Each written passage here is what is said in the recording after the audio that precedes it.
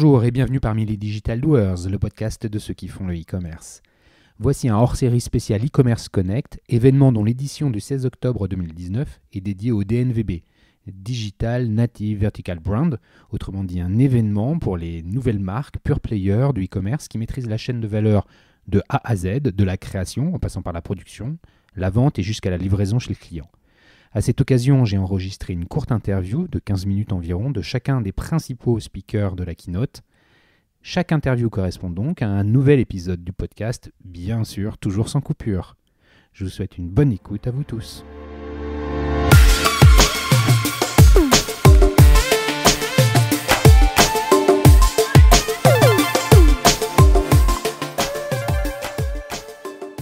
Bonjour Grégory, merci beaucoup de venir sur les Digital Doers. Tu es le DG de Sensi. Oui. Est-ce que tu pourrais te présenter en quelques mots ? Oui, donc je suis Grégory Azoulay, j'ai 50 ans et j'ai un passé de communicant et on va dire d'e-commerçant avant d'avoir intégré Sensi au début de l'année. Donc j'ai fait des études de communication tout à fait classiques avant de travailler dans des agences de communication de grands groupes, Omnicom, DDB. Et ensuite j'ai rejoint Bouygues Telecom où je suis resté 11 ans. Je suis passé de la communication offline à la communication online. Et voilà. Ensuite, donc tu es un homme de communication, mais tu as fait quoi pour le devenir comme étude ? Tu es plutôt quoi ? Commercial ? Tu es plutôt ingénieur ? Tu es plutôt quoi ? créatif qui a travaillé en agence dans le conseil vraiment en communication. Dans les grands groupes, ce qu'on appelait à l'époque Havas, Omnicom, DDB, voilà. Et puis, quand je suis arrivé chez Bouygues Telecom, ça a été pour... Dans ces grands groupes, tu avais quoi comme type de compte ? Alors j'avais tout simplement la communication offline en ce qui concerne Bouygues Telecom, donc la gestion des campagnes de publicité sur les réseaux type affichage 4x3. Donc c'est à la fois la diffusion et la créa ? Absolument, oui. En contact avec les agences dans lesquelles j'avais travaillé dans le passé. Voilà. Donc là, tu supportais la marque. Absolument, ouais. Et ensuite, j'ai travaillé dans le sans contact mobile après Bouygues Telecom pour promouvoir le paiement sans contact. On va dire l'ancêtre de ce qui est maintenant Apple Pay, Google Pay. Également le versant transport avec l'équivalent du Pass Navigo, ce qui est en train de sortir aujourd'hui via le mobile, le paiement via mobile et le transport via mobile. Et enfin, avant de rejoindre Sensi, j'ai rejoint... Attends, t'es sur sans contact, je reviens dessus, ça m'intéresse. C'était dans quel type de structure ? C'était une association, l'Association française du sans contact mobile, qui regroupait les opérateurs mobiles et les banques, pour faire sortir le standard NFC qui permettrait de payer via son téléphone portable. Là, on est en quelle année ? Et on est il y a 4 ans. 4 ans. Et quand tu rentres là, ton rôle, c'est lequel ? Le rôle est un rôle de responsable de communication et donc de faire émerger la notoriété du sans contact mobile auprès, à la fois en B2B et en B2B2C. Oui, donc c'est un challenge qui est fort puisque tu ne communiques pas du tout de la même façon auprès du particulier que des professionnels. Donc ça voulait dire, d'un point de vue marché, dire... le type de, quels que soient les utilisateurs, enfin les providers de la solution, vous, les consommateurs, vous allez pouvoir découvrir des nouveaux moyens. La solution va marcher et ça va être simple. C'est simple, ça marche. En l'occurrence, ça n'a pas marché parce que les opérateurs mobiles ont eu un mal fou à se mettre d'accord. Un seul opérateur mobile, c'est déjà compliqué. 4 autour de la table, c'était extrêmement compliqué. Adjoint à cela les banques. Et l'arrivée d'Apple avec Apple Pay, ça a été extrêmement compliqué. La solution a pivoté du coup à 100% sur le transport avec aujourd'hui un succès via le Pass Navigo dématérialisé. Bien sûr.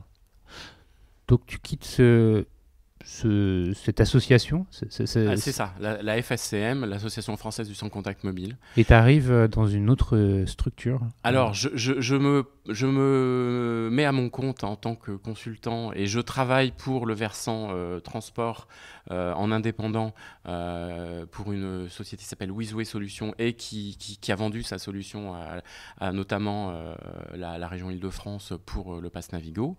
Et je suis contacté ensuite par le groupe ERAM pour les rejoindre dans leur entité qui est l'entité Gémeaux, qui est la plus grosse entité du groupe ERAM, pour devenir directeur digital de Gémeaux. Donc Gémeaux qui vend dans le Maine-et-Loire, qui vend de la mode accessible. Voilà, c'est ça. De la mode pas chère. Voilà. Tu restes là. Alors je suis resté là une bonne année. Une bonne année. Mais c'était dans le Maine-et-Loire. Et moi je suis tout le temps basé à Paris. Donc je fais les allers-retours 2 fois par semaine. Ma vie familiale en pâtit. Je comprends. Donc l'équilibre pro-perso est un petit peu malmené. Et voilà, je décide de partir parce que à aucun moment j'avais la volonté, et au niveau familial, ça n'était pas la volonté de s'installer dans le Maine-et-Loire. Donc du coup je décide de rejoindre Paris à nouveau et je rejoins le groupe Sensi, donc Marc Simoncini, au 1er janvier 2019, au 8 janvier précisément, pour prendre la direction générale et pour m'occuper à la fois de 2 sites, l'anti-moins-cher.com qui est le leader de la contactologie sur le marché français, mais pas seulement, et Sensi, donc la partie optique, la monture made in France à prix juste. Génial, tu fais la transition de façon parfaite sans que j'ai besoin de faire quoi que ce soit.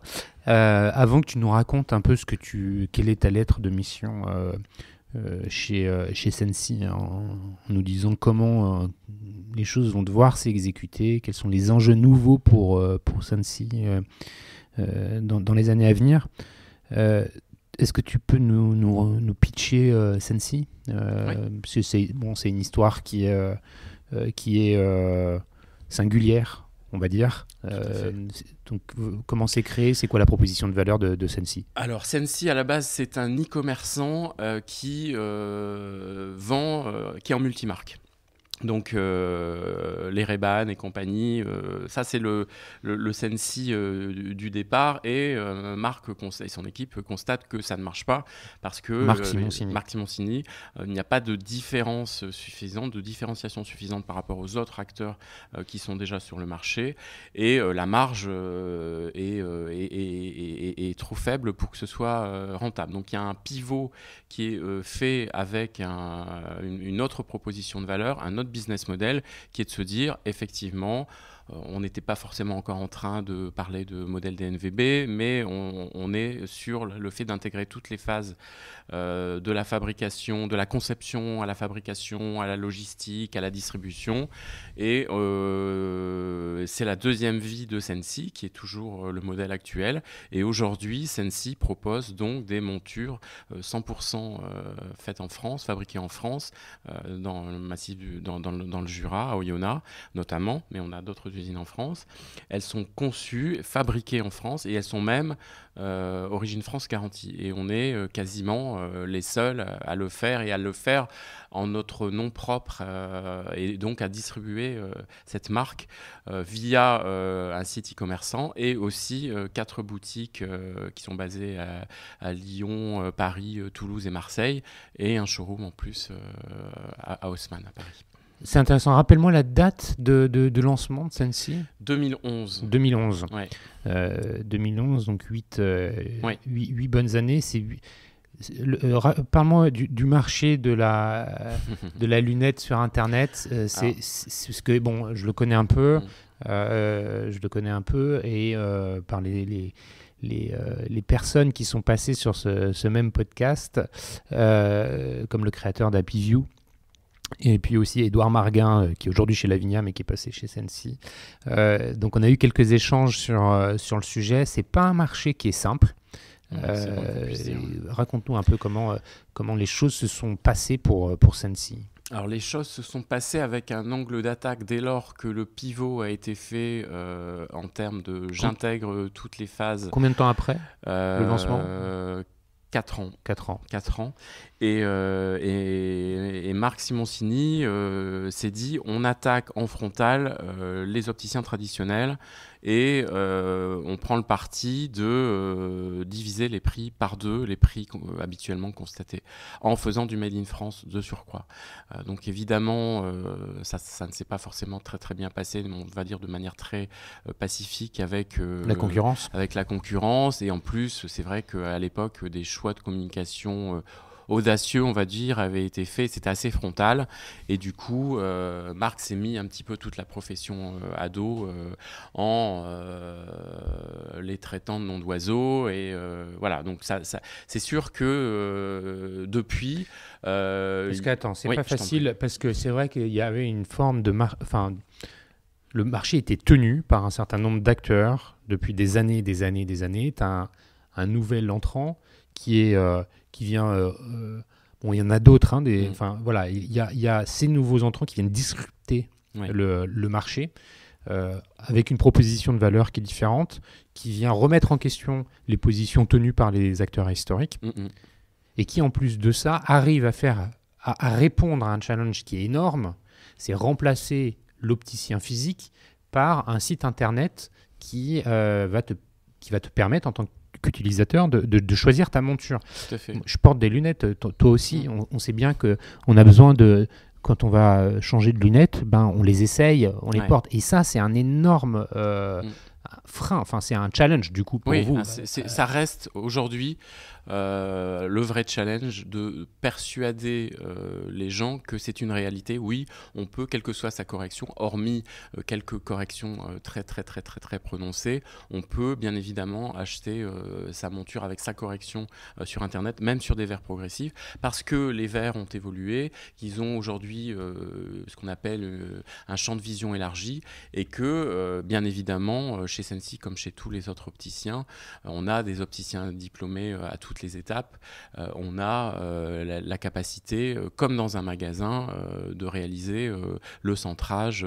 Il nous suffit juste d'avoir une photo de bonne qualité de la personne avec un élément type carte bancaire près de son visage pour qu'on ait la bonne échelle, et on fait le centrage comme le font exactement de la même manière les opticiens en boutique, quelle que soit dans la chaîne.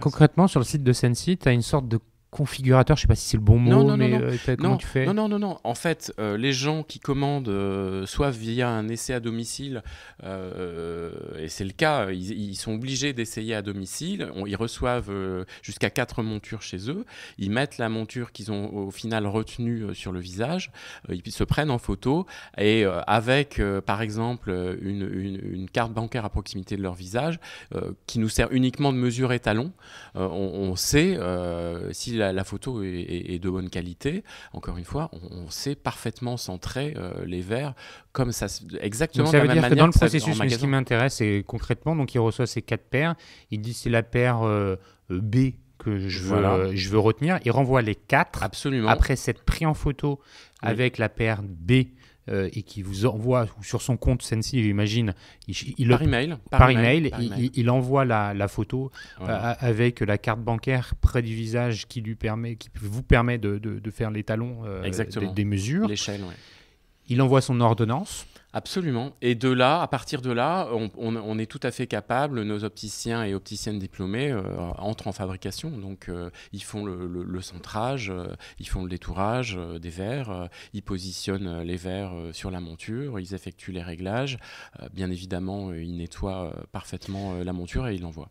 Il n'y a pas une équation économique qui est dure à tenir, dans le sens où vous cassez les prix, vous envoyez 4 montures avant. Oui. Avant, il y a le retour des 4, puis la réexpédition de celle qui, in fine, portera les vers. C'est indéniable.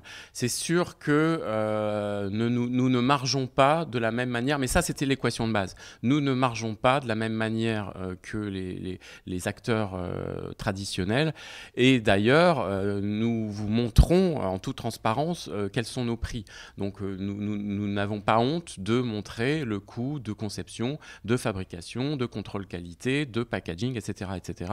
Et voilà, parce que justement, nos marges ne sont pas honteuses et nous sommes fiers de...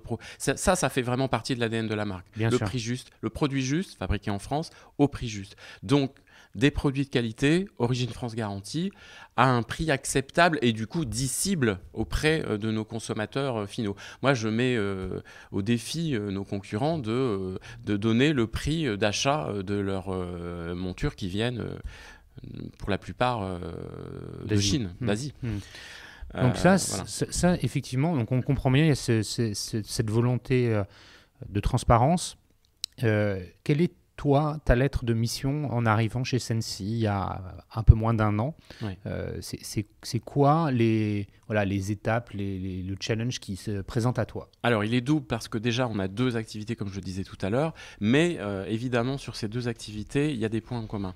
Globalement, c'est et ça peut paraître étonnant et paradoxal, mais c'est vraiment de donner toutes ces chances toutes leurs chances à ces 2 sites e-commerce. D'un côté, l'anti-moins cher qui est une Rolls-Royce qui a toutes les fonctionnalités, mais qui peut encore être optimisée, notamment en termes de conversion, de cross-sell, d'upsell. Ça, c'est la partie LMC, l'anti-moins cher, et voir comment on peut travailler avec une base de données extraordinaire côté l'anti-moins cher, avec nos autres clients qui sont justement eux aussi qui ont des problèmes de vue. Tous les porteurs de lentilles portent des lunettes. Comment faire en sorte que cet énorme vivier de clients lentilles moins chères puisse être exposé à la marque Sensi. Voilà la feuille de mission pour lentilles moins chères. En ce qui concerne Sensi, c'est beaucoup plus riche encore. C'est paradoxalement nourrir Sensi de toutes les dernières fonctionnalités e-commerce qui vont permettre d'avoir un meilleur taux de transfo, qui vont permettre de diminuer le coût d'acquisition via le SIA, qui vont permettre d'augmenter la notoriété et aussi la visibilité. Donc au-delà des fonctionnalités e-commerce, il y a un deuxième chantier sur Sensi qui est la communication, l'image, la notoriété et donc aussi voir quel partenariat stratégique tisser. Est-ce qu'on part sur l'influence marketing? Si oui, avec qui? Voilà. Donc d'un côté, vraiment une feuille de route très e-commerce, à la fois pour LMC et pour Sensi, et de l'autre, cette image à faire évoluer tout en respectant les gènes de la marque qui sont la transparence, l'impertinence et ce côté, on va dire, toujours trendy mais accessible à tous. C'est très clair. J'ai l'impression qu'en fait, Sensi est arrivé dans la phase de maturité. Peut-être que je me trompe, mais ce que je vois, c'est que les entreprises qui se développent, il y a une première phase qui est celle du lancement. Il faut trouver la traction, il faut pédaler durement pour pouvoir avoir cette première traction. Puis il y a une phase d'accélération où là... Voilà, on croit, on commence à arrêter les côtés artisanaux du fonctionnement de l'entreprise, on commence à structurer un petit peu voilà, avec des outils. Et puis il y a cette phase de maturité qui est toujours avec une croissance, mais on est peut-être moins dans l'hypercroissance, où là, on a plus besoin de prendre le temps de se poser les bonnes questions. Et j'ai l'impression, qu'en t'écoutant parler, c'est un peu ça. Oui, je suis d'accord. C'est tout à fait ça. Et je rajouterai un dernier point, c'est que justement avec le temps, et ça n'est pas un scoop, on se rend compte que, et tu as mis le doigt dessus, acheter une monture sur Internet, c'est pas évident. Et du coup, on se dit, bien sûr qu'on va y arriver, mais il faut du temps. Il y a encore 15 ans, on n'aurait jamais pu imaginer, et les VPCistes traditionnels tels que La Redoute avaient énormément de mal, et ils ont revu entièrement leur schéma depuis, mais ils avaient quand même du mal à nous vendre de la mode, et les vendeurs de paires de chaussures aussi. Et puis aujourd'hui, c'est tout à fait naturel. Aujourd'hui, pour nous, l'optique reste difficile à vendre en ligne. On y travaille quotidiennement, mais il faut faire énormément de pédagogie parce qu'effectivement, le frein principal reste « je ne peux pas, ça n'est pas possible ». Comment faites-vous pour régler mes verres ? Donc ça, effectivement, c'est un vrai sujet. Et du coup, pour y répondre en parallèle, on développe le réseau de boutiques. Et ça va faire partie de nos chantiers pour l'année à venir, vraisemblablement. D'accord. Bon, écoute, en tout cas, Grégory, merci mille fois pour cet échange. Avant qu'on se quitte, j'ai une dernière question qui est d'actualité et que je pose à tout le monde, donc tu n'y échapperas pas. Comment, chez Sensi, vous faites marcher le couple e-commerce et transition écologique ? Alors, c'est pas évident. Pourquoi ? Parce que la matière première qu'on utilise, notamment ce qu'on appelle l'acétate, c'est un composant qui intègre un dérivé du pétrole. Donc, il y a quand même des évolutions qui sont notables. Il y a eu le Silmo qui s'est tenu à Paris il y a quelques semaines. Et le Silmo, c'est le Salon international de l'optique. Et enfin, arrive la matière première biosourcée. C'est une vraie demande de la part de la profession. C'est pas encore vraiment une demande de la part des consommateurs. Donc, bien évidemment, on va faire notre boulot de précurseur sur le sujet. Je pense que ça va bouger assez vite et on est rassuré enfin de pouvoir proposer des montures au-delà d'une monture Origine France garantie qui, quelque part, répond à un besoin aussi du consommateur. On va pouvoir proposer des produits qui sont plus propre que l'acétate, même si c'est de l'acétate. L'acétate, en fait, ça sert à faire quoi ? L'acétate, c'est ce qui compose la branches, face avant, les branches.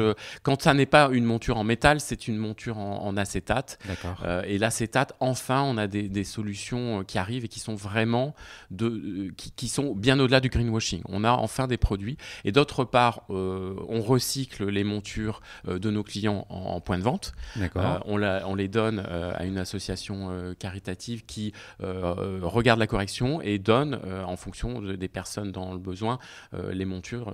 Il y a une deuxième vie. Voilà, c'est une manière de recycler les produits. On est passé par ailleurs sur l'anti moins cher, sur du packaging plus vert, recyclé, etc., etc. Donc oui, on a commencé à initier cette démarche. On est loin d'être parfait, d'avoir terminé parce que c'est un vrai sujet. Mais cette année, on a commencé à prendre le sujet à bras le corps. Mais tu as raison, merci pour ta transparence parce que je pense que c'est effectivement une course de fond que tout le monde mène. Et c'est très compliqué. Et voilà, c'est pas simple. Et ce que je veux à chaque fois m'assurer quand je pose cette question, c'est justement que l'invité ne réponde pas en disant on est vert, puis quand tu creuses, on voit que c'est pas vert, le greenwashing c'est fini. Et là, merci beaucoup de jouer la transparence. Merci encore Grégory pour la qualité de cet échange. Merci à toi. Merci à vous tous qui écoutez les Digital Doers. Vous êtes toujours plus nombreux à venir et merci pour les mots d'encouragement que vous me faites parvenir. Si le podcast vous a plu, partagez-le autour de vous. Et puis si vous écoutez sur Apple Podcast, notez-le 5 étoiles, ça contribuera fortement à sa diffusion. Merci beaucoup et à bientôt sur lesdigitaldoers.com.